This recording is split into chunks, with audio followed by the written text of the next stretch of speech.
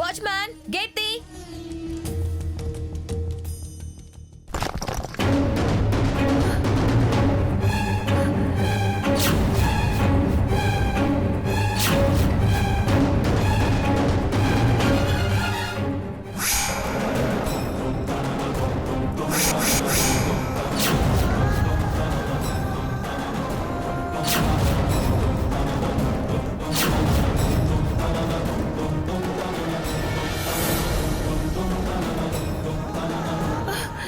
సీత చూడవే, చూడు ఆగైచ్చని చూడు. వసే వసే స్వర్ణ,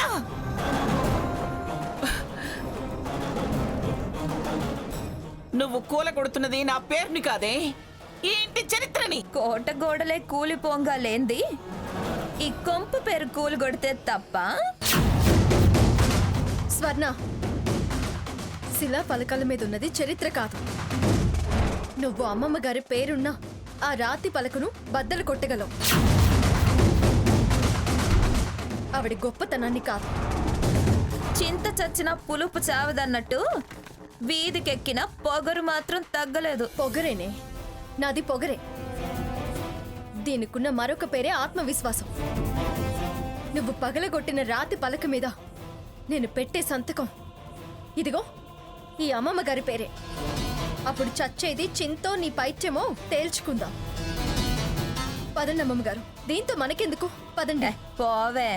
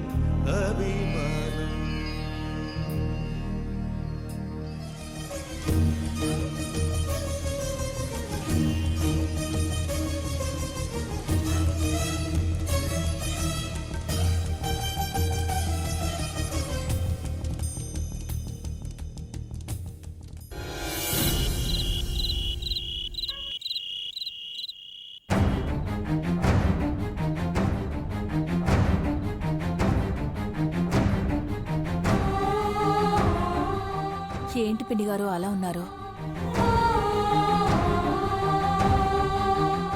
దాని మాయలో పడి మిమ్మల్ని అందరినీ బాధ పెట్టాను. ఇవాళ చెడి చెల్లెలింటికి వచ్చినట్టు ఉయ్యాల వారింట్లో తలదాచుకోవడానికి రావటం. ఏం రామచంద్రయ్య, స్కూల్లో జెండా వందనం బాగా జరిగిందా? బాగా జరిగింది మామయ్య గారు.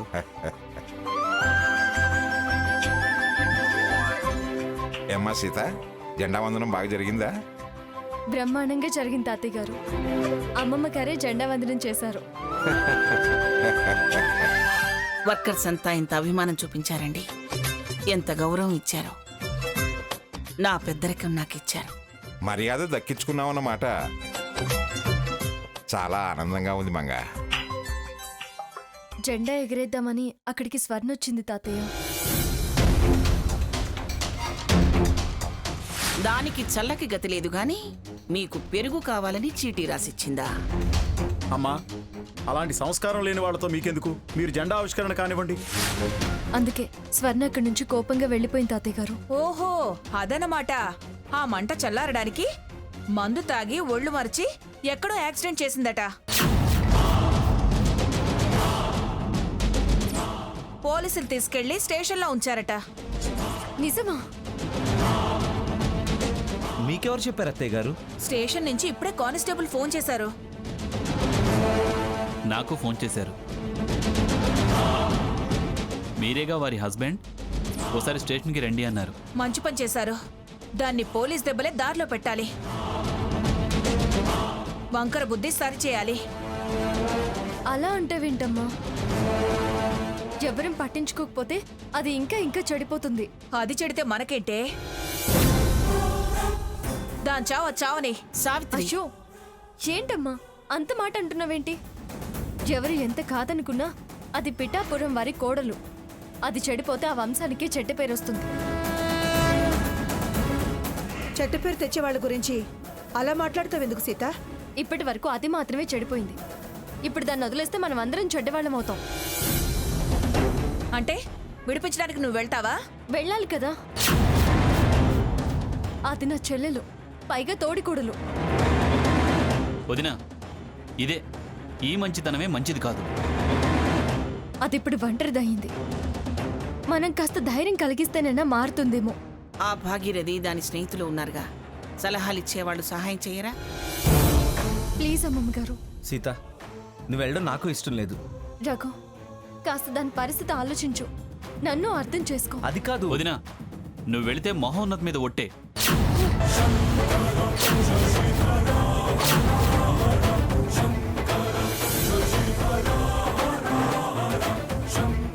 లక్ష్మి, వాడిని తీసుకురా.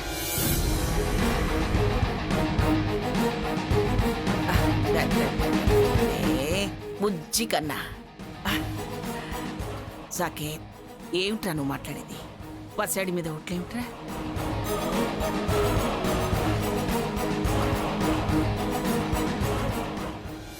నా ఫోన్ ఇవ్వండి. మీ వాళ్ళు ఎవ్వరు కూడా మీకు వారికి సంబంధం లేదంటున్నారు. ఎవరు వచ్చి ఏ పూచికత్తు మీద మిమ్మల్ని విడిపించుకుపోయేటట్టు లేరు. ఎఫ్ఐఆర్ రాసి కేసు ఫైల్ చేయమంటారా? మా వాళ్ళంటే? మీ అమ్మగారు, మీ వారు. వాళ్ళు నా వాళ్ళని వాళ్ళకి ఫోన్ చేయమని నేను చెప్పానా? మీరు మత్తులో ఉన్నారు. మీ మొబైల్ సెర్చ్ చేసి మా వాళ్ళు ఆ నంబర్లకి ఫోన్ చేశారు. నేనేం నా వాళ్ళెవరో కాని వాళ్ళెవరో చెప్పలేనంత మత్తులో లేను. యాక్సిడెంట్ అయిందిగా, భయంలో ఉన్నాను. ఓహో, అంటే మీరు తాగలేదు, మత్తులో లేను అంటారు. పైగా ఇవాళ ఆగస్ట్ 15th. వైన్ షాప్లే మూసేస్తారు, కానీ మీరు తాగి యాక్సిడెంట్ చేశారు. అది చాలా పెద్ద నేరం, తెలుసా?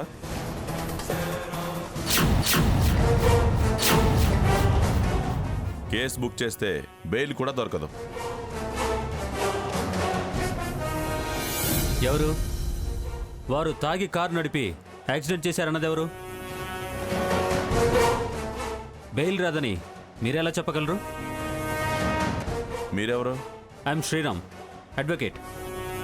శ్రీమతి పిఠాపురం స్వర్ణలతాదేవి గారు నా క్లయింట్. వారిని పూచీకత్తు మీద విడిపించుకెళ్దామని వచ్చాను. కుదరదు.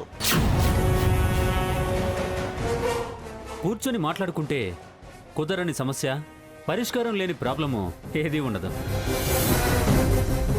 అంటే చూడండి, వారు తాగొచ్చు, కానీ తాగి కారు నడపడం మీరు చూసారా? చూడకపోతే కారు నడపనట? మీరు చూసినప్పుడు వారు ఎక్కడున్నారు? కింద పడున్నారు.